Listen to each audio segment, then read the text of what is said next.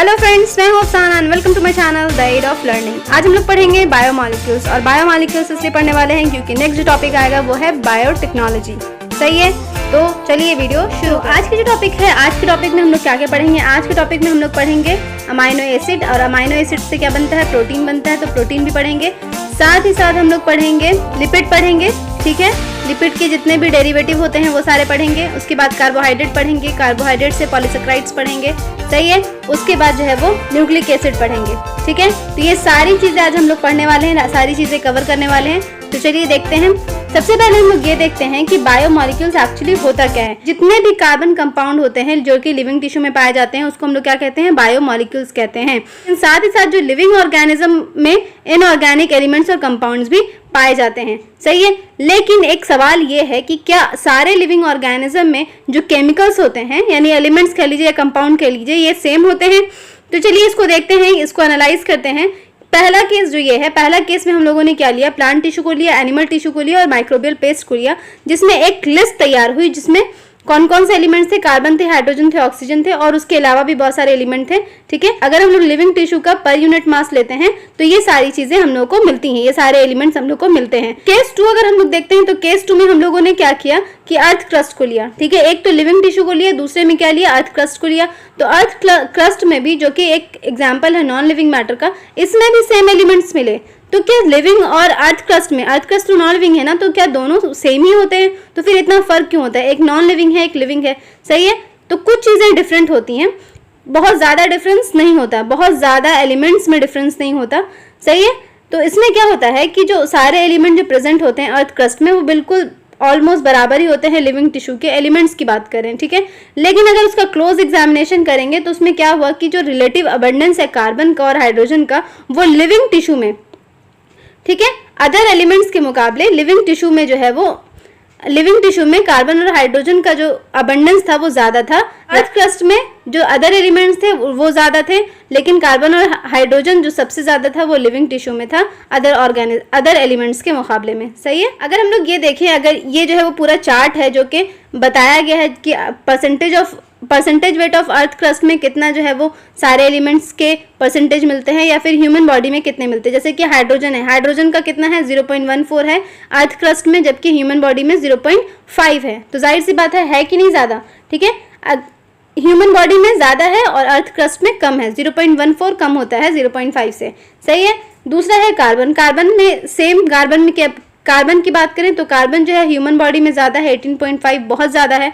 लेकिन अगर earth crust की बात करते हैं तो 0.03% ही है। ऑक्सीजन भी देख लेते हैं तो 65.0 है, जबकि जो है वो अर्थ क्रस्ट में कितना है, 46.6 है। नाइट्रोजन अर्थ क्रस्ट में बहुत कम होता है, ये अदर कंपाउंड में आ गए। नाइट्रोजन अर्थ क्रस्ट में कम होता है, ह्यूमन बॉडी में ज़्यादा होता है। सल्फर देख लीजिए, अर्थ क्रस्ट में कम है जबकि ह्यूमन बॉडी में ज़्यादा है। सोडियम भी 2.8 है अर्थ क्रस्ट में, जबकि ह्यूमन बॉडी में ये कम होता है, ठीक है। सोडियम ह्यूमन बॉडी में कम होता है, सिर्फ जो इलेक्ट्रिक इम्पल्स होते हैं ना, वहाँ पर सोडियम वगैरह जो होते हैं वो इस्तेमाल होते हैं, ठीक है। कैल्शियम भी देख लीजिए, कैल्शियम अर्थ क्रस्ट में, तो अदर एलिमेंट्स है वो अर्थ क्रस्ट में ज़्यादा है, लेकिन जो कार्बन और हाइड्रोजन और ऑक्सीजन है ये सारे किस में ज़्यादा है, ह्यूमन बॉडी में ज़्यादा है। समझ आ गई बात, ठीक है। सिलिकॉन बिल्कुल नेग्लिजिबल है ह्यूमन बॉडी में, जबकि percentage weight of earth crust जो है 27.7% है, सही है। चलिए, बायोमॉलिक्यूल जो होते हैं वो दो तरह के होते हैं, एक होता है माइक्रोमॉलिक्यूल्स और एक होता है मैक्रोमॉलिक्यूल्स। इन दोनों को देख लेते हैं। सबसे पहले एनालाइज करते हैं कैसे मैक्रो और माइक्रो को हम लोग डिफाइन करते हैं, इस चीज़ को देखते हैं। तो क्या होता है कि सबसे पहले हम लोग क्या करते हैं, लिविंग टिश्यू को लेते हैं, या फिर वेजिटेबल ले लीजिए या फिर लीवर का पीस ले लीजिए, कुछ भी ले लीजिए। उसको क्या करते हैं, उसको ग्राइंड करते हैं ट्राइक्लोरो एसिटिक एसिड के साथ, और उसका क्या बनाते हैं, वो एक पेस्ट बना लेते हैं, एक स्लरी तैयार हो जाती है, थिक स्लरी तैयार हो जाती है। और ये जो स्लरी होता है उसको हम लोग क्या करते हैं, चीज़ क्लॉथ से या फिर कॉटन क्लॉथ से क्या करते हैं, स्ट्रेन करते हैं। तो क्या होता है, दो चीज़ें मिलती है। जैसे कि मान लीजिए कि ये फनेल है, इससे हम लोग इसको फिल्टर करते हैं और इसमें यहाँ पे चीज़ क्लॉथ लगा दिया, ठीक है। अब यहाँ पे जो चीज़ें आई, जाहिर सी बात है जो नीचे चीज़ें गिरेंगी वो उसको हम लोग क्या कहते हैं, फिल्ट्रेट कहते हैं। जो यहाँ पे बच जाता है उसको क्या कहते हैं, रिटेंटेट कहते हैं। तो जो फिल्ट्रेट है वो एक्चुअली एसिड सॉल्युबल पूल कहलाता है और जो रिटेंटेट है वो एसिड इनसॉल्युबल फ्रैक्शन कहलाता है। सही है, जो सॉल्युबल हुआ वो नीचे गिर गया, जो इनसॉल्युबल रहा वो ऊपर रह गया। सही है, तो बायोमोलिक्यूल्स एक्चुअली इनके दो फ्रैक्शंस मिलते हैं, एक फिल्ट्रेट में मिलेंगे और एक रिटेंटेट में मिलेंगे। तो दोनों को एनालाइज किया गया तो देखा गया कि जो एसिड सॉल्युबल पूल है जिसको हम लोग माइक्रोमोलिक्यूल्स कहते हैं, उनका जो मॉलिक्यूलर वेट है वो 18 to 800 डाल्टन है, यानी कि उसका जो मॉलिक्यूलर वेट है वो कम है, इसीलिए इसको हम लोग क्या बोले, माइक्रोमोलिक्यूल बोले। लेकिन जो एसिड इनसॉल्युबल फ्रैक्शन है उनका जो वेट है वो क्या है, 10,000 डाल्टन से ज्यादा है। ठीक है, 10,000 डाल्टन हो सकता है या उससे ज्यादा होगा, तभी उसको हम लोग क्या कहेंगे, मैक्रोमोलिक्यूल्स कहेंगे। एसिड सॉल्युबल पूल में क्या आता है, इनऑर्गेनिक कंपाउंड भी आता है, जैसे कि सल्फेट हो गया, फॉस्फेट हो गया। लेकिन एसिड इनसॉल्युबल फ्रैक्शन में प्रोटीन आता है, न्यूक्लिक एसिड आता है, पॉलीसेकेराइड, ये सारे जो है वो मैक्रोमोलिक्यूल हैं। 10,000 डाल्टन से इनका मॉलिक्यूलर वेट ज्यादा होता है। ठीक है, लेकिन एक एक्सेप्शन आ जाता है जो कि है लिपिड का एक्सेप्शन। लिपिड का एक्सेप्शन इसलिए आता है क्योंकि लिपिड जो होता है इसका मॉलिक्यूलर वेट तो कम होता है, लेकिन ये किस में आ जाता है, एसिड इनसॉल्युबल फ्रैक्शन में आ जाता है। सही है, तो ये लिपिड में हम लोग देखेंगे कि आखिर ये क्यों आता है। सही है, अब एसिड जो सॉल्युबल पूल है वो एक्चुअली क्या होता है, पूरा साइटोप्लाज्मिक कंपोजिशन रफली जो है वो एसिड सॉल्युबल पूल का ही होता है। लेकिन जो मैक्रोमोलिक्यूल्स होते हैं वो उसमें क्या होता है, साइटोप्लाज्म भी आ जाता है और साथ साथ ऑर्गेनल्स के भी मॉलिक्यूल्स आ जाते हैं। तो सारे जो किस में आ जाते हैं, एसिड इनसॉल्युबल फ्रैक्शन में आ जाते हैं। तो याद रहेगा कि नहीं रहेगा, साइटोप्लाज्म और ऑर्गेनल का सबका कंपोजिशन मैक्रोमोलिक्यूल में आ जाता है, जबकि सिर्फ साइटोप्लाज्मिक कंपोजिशन किस में आता है, एसिड सॉल्युबल फ्रैक्शन में आता है। सही है, अब जो दूसरी चीज है एसिड इनसॉल्युबल फ्रैक्शन, जिसको हम लोग मैक्रोमोलिक्यूल कहते हैं, उसको फर्दर देख लेते हैं। जैसे कि अगर कोई भी टिश्यूज को हम लोग डिस्टर्ब करते हैं तो जाहिर सी बात है उसका सेल स्ट्रक्चर डिस्टर्ब हो जाता है। स्ट्रक्चर डिस्टर्ब होगा तो उसका जो सेल मेम्ब्रेन होगा वो क्या होगा, वो टूट जाएगा। ठीक है, और टूट करके क्या बन जाता है, ये टूटने के बाद क्या बन जाता है, छोटे छोटे वेसिकल बन जाते हैं। और ये छोटे छोटे वेसिकल जो होते हैं वो वाटर में सॉल्युबल नहीं होते हैं। वाटर में सॉल्युबल ना होने की वजह से क्या होते हैं, ये जो वेसिकल होते हैं सेपरेट हो जाते हैं एसिड इनसॉल्युबल फ्रैक्शन में। तो इसी वजह से जो लिपिड भी है, लिपिड भी जो है वो इसी तरह से वेसिकल का फॉर्मेशन कर लेता है और वो एसिड इनसॉल्युबल फ्रैक्शन में ही रह जाता है, बजाय इसके कि उसको एसिड सॉल्युबल फ्रैक्शन में होना चाहिए, क्योंकि उसका मॉलिक्यूलर वेट क्या है, कम है। उसके बावजूद भी किस में रह जाता है, इनसॉल्युबल फ्रैक्शन में, क्योंकि इसी तरीके से वेसिकल बन जाता है और वेसिकल बनने की वजह से ये वाटर में सॉल्युबल नहीं हो पाता। सही है, तो लिपिड जो होता है वो वाटर में सॉल्युबल नहीं होता। सही है, इसी वजह से वो एसिड इनसॉल्युबल फ्रैक्शन में रह जाता है। तो इसमें ये सारे जो इंटायर केमिकल कंपोजिशन है वो सारे जो किसमें है, लिविंग टिश्यू में होते हैं या कोई भी ऑर्गेनिज्म। अगर हम लोग कंपोजिशन की बात करते हैं तो कंपोजिशन में जैसे कि कोई भी लिविंग टिश्यू में कौन कौन सी चीजें होती है, जैसे वाटर होता है, प्रोटीन होता है, न्यूक्लिक एसिड होता है, कार्बोहाइड्रेट होता है, लिपिड होता है और आयंस होता है। तो वाटर जो होता है वो सबसे ज्यादा होता है, 70 to 90% होता है। प्रोटीन 10 to 15% होता है, न्यूक्लिक एसिड 5 to 7% होता है, कार्बोहाइड्रेट 3%, लिपिड 2% और 1% क्या होता है, आयंस होता है। तो सेलुलर मास का इतना परसेंटेज है जिसमें सबसे ज्यादा क्या है, वाटर है। ठीक है, उसके बाद प्रोटीन है, उसके बाद न्यूक्लिक एसिड है, उसके बाद कार्बोहाइड्रेट है, उसके बाद लिपिड है और फिर आयंस है। सही है, तो ये जो है चार्ट याद कर लीजिएगा। ओके, अब हम लोग ये देखते हैं कि वेट वेट और ड्राई वेट किसको कहते हैं। तो वेट वेट किसको कहते हैं, तो वेट वेट एक्चुअली सिंपल है, इसका बहुत ज्यादा तामझाम नहीं है। सिंपली कोई भी लिविंग टिश्यू को ले लीजिए, चाहे वो लीफ ले लीजिए, ठीक है, चाहे वो लीफ ले लीजिए या फिर लिवर टिश्यू ले लीजिए, कोई भी टिश्यू ले लीजिए, इसको सबसे पहले वे कर लीजिए, उसी को हम लोग क्या कहते हैं, वेट वे कहते हैं।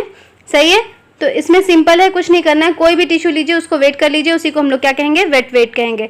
ओके, अब दूसरा आता है ड्राई वेट। तो ड्राई वेट में क्या करते हैं, जो भी लिविंग टिश्यू होता है उसको हम लोग पहले ड्राई कर लेते हैं। ठीक है, तो ड्राई करने के बाद क्या होता है कि वाटर जो होता है इवेपोरेट कर जाता है और इवेपोरेट करने के बाद जो चीजें बचती है उसी को हम लोग क्या कहते हैं, ड्राई वेट कहते हैं। अब ड्राई वेट में क्या होता है, उसमें ड्राई वेट को क्या करते हैं, फुल्ली बर्न कर लेते हैं। एक्चुअली हम लोगों को पता लगाना है क्या, इनऑर्गेनिक कंपाउंड इसमें कितना है। तो जब फुल्ली बर्न कर लेंगे तो जो कार्बन और जो हाइड्रोजन है वो सब खत्म हो जाएगा, क्योंकि कार्बन जो है वो कार्बन डाइऑक्साइड बन जाएगा और हाइड्रोजन जो है वो क्या बन जाएगा, वाटर वेपर बन जाएगा। अब जो बचेगा वो बचेगा सिर्फ ऐश, और ऐश में क्या होता है, ऐश में सिंपली इनऑर्गेनिक एलिमेंट्स होंगे, जैसे कि कैल्शियम है, मैग्नीशियम है, ये सारी चीजें आपको मिले ऐश में। ठीक है, अब ये देख लेते हैं कि कोई भी इनऑर्गेनिक कंस्टिट्यूएंट, कोई भी लिविंग टिश्यू का इनऑर्गेनिक कंस्टिट्यूएंट क्या होता है, जैसे कि सोडियम होता है, पोटेशियम होता है, कैल्शियम होता है, मैग्नीशियम होता है, वाटर होता है, कंपाउंड्स और भी अदर कंपाउंड्स होते हैं। तो सोडियम का पता ही है फॉर्मूला, Na+ होता है, पोटेशियम का क्या होता है, K+ होता है, कैल्शियम का क्या होता है, Ca2+ होता है, मैग्नीशियम का क्या होता है, Mg2+ होता है, वाटर का H2O होता है। ठीक है, अदर कंपाउंड्स में NaCl भी होगा, कैल्शियम कार्बोनेट भी होगा, फॉस्फेट भी होगा, सल्फेट भी होगा। तो ये सारे जो हैं वो इनऑर्गेनिक कंस्टिट्यूएंट होते हैं जो कि लिविंग टिश्यू में पाए जाते हैं। अब जो 4 ऑर्गेनिक कंपाउंड हम लोग को पढ़ना है वो है amino acid, carbohydrates, fatty acid और न्यूक्लिक एसिड। तो ये 4 पढ़ते हैं हम लोग। तो सबसे पहले हम लोग पढ़ेंगे अमाइनो एसिड को, ठीक है।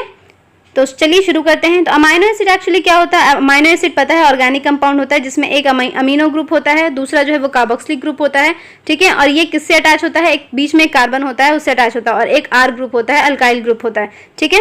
तो एक अमाइनो ग्रुप, एक एसिडिक ग्रुप और एक अल्काइल ग्रुप होता है, और एक जो है वो एक तरफ से हाइड्रोजन होता है, सही है। तो आप इमेजिन कर पा रहे हैं किसका सब्स्टिट्यूशन होगा? एक CH4 हो गया, ठीक है, मीथेन का सब्स्टिट्यूशन होता है। और ये जो कार्बन होता है ये क्या कहलाता है? ये अल्फा कार्बन कहलाता है, क्योंकि एक्चुअली ये क्या होता है, जो फंक्शनल ग्रुप, जो पहला कार्बन होता है, प्राइमरी कार्बन से अगर कोई फंक्शनल ग्रुप अटैच होता है उसी को हम लोग क्या कहते हैं? अल्फा कार्बन कहते हैं। तो ये क्या है? प्राइमरी कार्बन है कि नहीं है? बताइए, ये प्राइमरी कार्बन है। अगर सेकेंडरी कार्बन से अटैच होता तो क्या होता?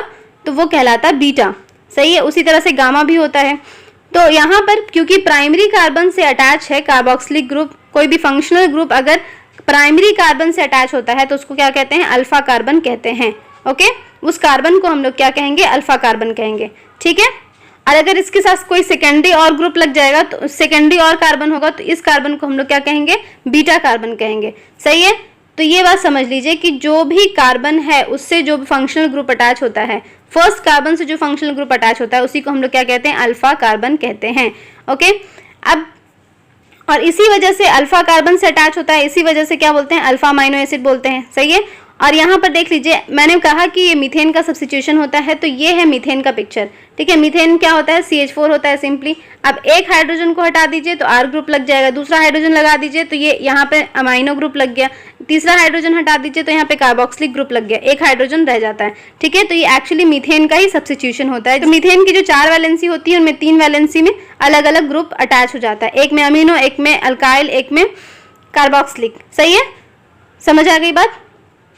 अब जो अमाइनो एसिड होता है, अगर उसका स्ट्रक्चर की बात करें, जो कि अभी मैंने बताया कि उसके 7 सब्स्टिट्यूएंट ग्रुप होते हैं 4 वैलेंसी पोजीशन पे, उसमें एक जो होते हैं हाइड्रोजन होते हैं, दूसरा जो होता है कार्बोक्सिलिक होता है, तीसरा अमीनो ग्रुप होता है, और चौथा जो होता है एक वेरिएबल ग्रुप होता है जिसको हम लोग आर ग्रुप बोलते हैं या अल्काइल ग्रुप बोलते हैं, ठीक है। अब ये जो आर ग्रुप होता है वो बेसिकली जो है वो ये वैरी करता रहता है, और इसी आर ग्रुप के बेसिस पे इसको हम लोग डिफरेंट टाइप्स में बांटते हैं, और इसी आर ग्रुप के बेसिस पे ये 20 टाइप्स के अमाइनो एसिड होते हैं जो कि प्रोटीन का फॉर्मेशन करते हैं। 20 टाइप्स ऑफ अमाइनो एसिड। वैसे अमाइनो एसिड बहुत तरह का होता है, लेकिन 20 टाइप्स का अमाइनो एसिड ऐसा होता है जो कि मिल करके प्रोटीन का फॉर्मेशन करता है, ठीक है। और वैसे अमाइनो एसिड कितने हैं? सिर्फ 20 टाइप्स के अमाइनो एसिड प्रेजेंट है जो कि प्रोटीन का फॉर्मेशन करेंगे, सही है।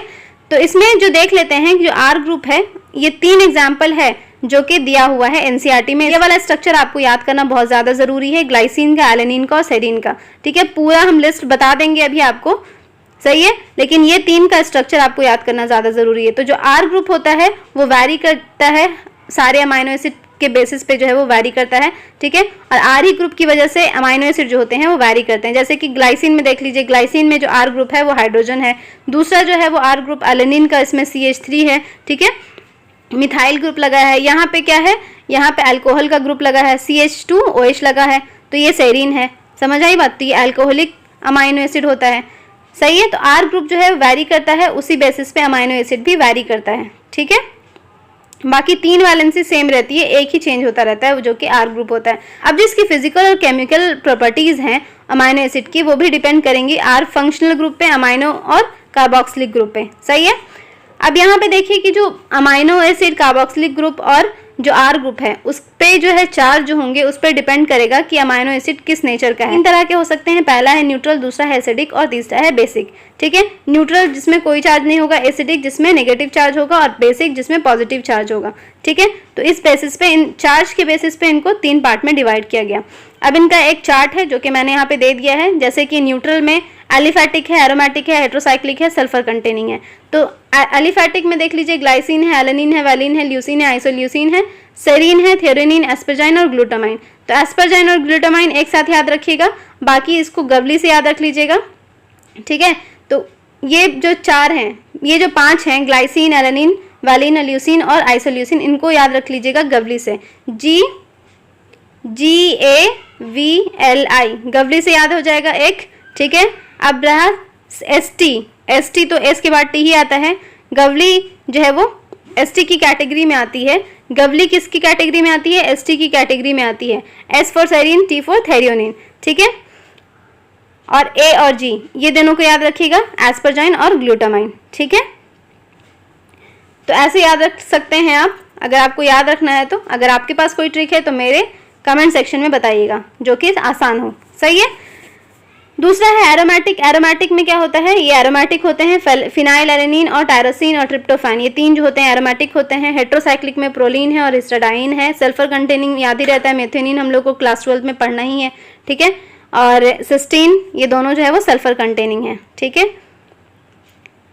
और उसके बाद जो दो और आता है जो कि एसिडिक होता है, तो एसिडिक में सिंपल है एस्पार्टिक एसिड और ग्लूटामिक एसिड। इसी का न्यूट्रल जो हो जाता है वो कौन सा हो जाता है? एस्परजाइन और ग्लूटामाइन। और इसी में कार्बोक्सिलिक ग्रुप अटैच हो जाता है तो एस्पार्टिक एसिड और ग्लूटामिक एसिड बन जाता है। बेसिक में आर्जिनिन और लाइसिन है, सिंपली, सही है। अब न्यूट्रिशनल रिक्वायरमेंट के बेसिस पे इनको दो पार्ट में डिवाइड किया गया, एक इसेंशियल है, एक दूसरा है नॉन इसेंशियल। इसेंशियल कौन से होते हैं? तो इसेंशियल जो होते हैं उनमें क्या होता है कि वो हमारी बॉडी में सिंथेसाइज नहीं होते। इसेंशियल अमाइनो एसिड जो होते हैं वो हमारी बॉडी में सिंथेसाइज नहीं होते हैं, इसी वजह से उनको हम लोग को बाहर के सोर्स से लेना पड़ता है या फिर डाइट में इंक्लूड करना पड़ता है, ठीक है। उसमें जो है 10 अमाइनो एसिड ऐसे हैं जो कि इसेंशियल अमाइनो एसिड हैं, 8 जो होंगे वो नॉन एसेंशियल होंगे और बाकी 2 जो होंगे वो सेमी एसेंशियल होंगे। हो जाएगा 20, ठीक है। तो ये 20 टाइप के अमाइनो एसिड जो मैंने क्लासिफाई कर दिया। दूसरा होता है non essential amino acid. Non essential amino acid में क्या होता है कि वो हमारी बॉडी में सिंथेसाइज होते हैं, इसी वजह से हम लोग की डाइट में इंक्लूड करने की जरूरत नहीं पड़ती। अब ये एसेंशियल और नॉन एसेंशियल का एक लिस्ट है। Methionine, arginine, threonine, tryptophan, valine, leucine, isoleucine, phenylalanine, histidine, lysine, ये सारे जो है वो एसेंशियल हैं। नॉन एसेंशियल में glycine, alanine, serine, proline, tyrosine, cysteine, asparagine और ग्लूटामाइन, ये सारे नॉन एसेंशियल हैं, सही है। बाकी जो 2 बचे हैं वो कौन से हैं? वो सेमी एसेंशियल होते हैं। अब फिजिकल कैरेक्टर ऑफ अब जो फिजिकल कैरेक्टर है अमाइनो एसिड का वो 2 है, एक है ज्विटर आयन और दूसरा है आइसोइलेक्ट्रिक पीएच। ये दोनों बेसिकली एक ही चीज़ है, थोड़ा सा एक जो है वो पीएच है, ठीक है, और दूसरा है आयन। तो ये सेम ही कॉन्सेप्ट है इसका, ये देख लेते हैं कॉन्सेप्ट इसका क्या है। तो ज्विटर आयन एक्चुअली क्या होता है? ज्विटर आयन वो स्ट्रक्चर होता है अमाइनो एसिड का जिसमें जो है वो इसमें प्लस और माइनस चार्ज दोनों होता है, और इसमें क्या होता है ये न्यूट्रल होता है, क्योंकि प्लस चार्ज भी है माइनस चार्ज भी है तो न्यूट्रल हो जाता है, सही है। तो कोई भी अमाइनो एसिड जो होता है वो आयनाइजेबल नेचर का होता है। किस वजह से? क्योंकि इसमें NH2 ग्रुप होता है और कार्बोक्सिलिक ग्रुप होता है, और दोनों जो है वो रिएक्टिव ग्रुप है, जिसकी वजह से ये जो है आयनाइजेबल होते हैं। अब ऐसा स्ट्रक्चर जो कि जिसमें प्लस चार्ज भी हो और माइनस चार्ज भी, जिसकी वजह से इसका जो चार्ज हो जाता है नेट चार्ज 0 हो जाता है, और इसी स्टेज में क्या होता है? अमाइनो एसिड प्रेजेंट होता है। तो ये किसी जो है वो पीएच पे होगा, एक डेफिनेट पीएच पे होगा, ठीक है।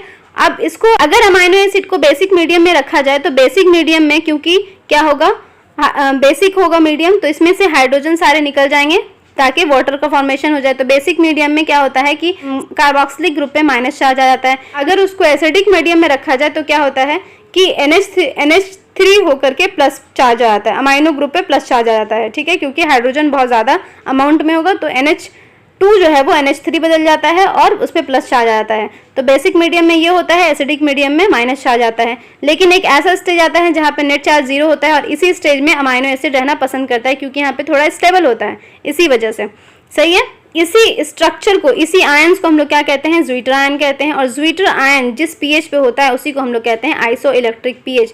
वो पीएच जहाँ पे पॉजिटिव चार्ज भी होगा, नेगेटिव चार्ज भी होगा, जिसकी वजह से जो नेट चार्ज हो जाएगा वो 0 हो जाएगा। और इसी स्ट्रक्चर को हम लोग क्या कहते हैं? ज्विटर आयन कहते हैं। और इसी पीएच को हम लोग क्या कहते हैं? आइसो इलेक्ट्रिक पीएच कहते हैं। और मॉलिक्यूल जो होता है वो ज्विटर आयन फॉर्म में ही एग्जिस्ट करता है, यानी अमाइनो एसिड जो होता है वो ज्विटर आयन फॉर्म में ही एग्जिस्ट करता है, सही है।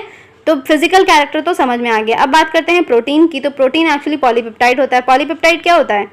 कुछ पता नहीं है पॉलीपेप्टाइड क्या होता है? चलिए बताते हैं पॉलीपेप्टाइड क्या होता है। Polypeptide actually more than 10 amino acid से मिलकर बना होता है। और दूसरी बात यह है कि जो पॉलीपेप्टाइड होता है वो अगर 10 अमाइनो एसिड रेसिड्यूज से ज़्यादा हो जाता है और उसका मॉलिक्यूलर वेट 10,000 यूनिट से ज़्यादा हो जाता है तो उसको हम लोग कहते हैं प्रोटीन। तब वो प्रोटीन का फॉर्मेशन कर लेता है, ठीक है।